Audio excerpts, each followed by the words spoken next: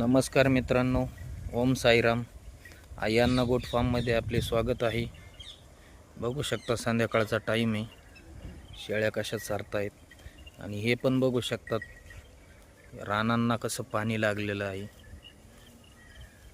पाऊस उघडून 2-3 दिवस झाले, पण रानांना हे ऑटोमॅटिक पाणी लागलेलं आहे. हे माझ्या मागं पाहू शकतात पाट आहे. काही ठिकाणी पाट म्हणतात, काही ठिकाणी कॅनेल म्हणतात.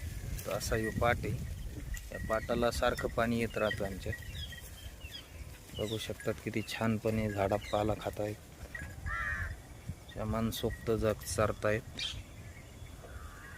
बघू शकतात संध्याकाळचं वातावरण, शेळ्या चरण्याचं स्पीड. संध्याकाळी चांगल्या चरतात त्या.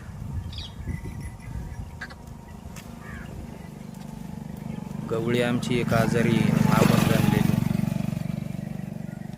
तिला घरीच ठेवण्यात आलेलं आहे. संध्याकाळी डॉक्टर येतील, पाहतीन चारा वगैरे खायना क्लिअर होईल. तिची डिलिव्हरी होताना तिला जरा त्रास झाला, त्या कारणाने ती थोडी स्वस्त झाली. बकरं उलटे आलते. पण मित्रांनो, बकरं उलटी येऊ पालटी येऊ, आमच्या अण्णांना सगळा अनुभव आहे. त्यांनी पहिली सोडली तशी शेळ्या, बकरं, गाया, मेंढ्या हे पाहिलेलं आहे. तर त्यांना सर्व अनुभव आहे. बकरं काढण्याचा, जार काढण्याचा, जार जरी अर्धा अटकला असेल तरी ते काढण्याचा पूर्णपणे अनुभव आहे. आता त्यांचं वय असेल 63-64. वयाच्या 9-10 वर्षापासून ती याच क्षेत्रात आहे. त्याच्यामुळं पूर्ण निम्म्याच्या वर डॉक्टर घरातच आहे आमच्या.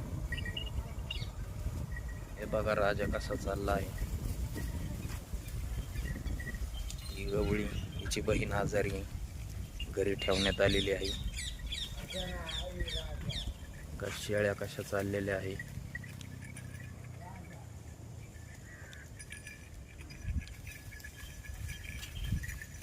आपण अण्णांनाच विचारू किती वर्षापासून ती शेळ्या वगैरे वळतात. त्यांच्या मामाच्या इथं लहानपणापासून त्यांनी हे केलं. अण्णा, किती वर्षापासून तुम्ही शेळ्या वळतात? जोरात बोला जरा, जोरात.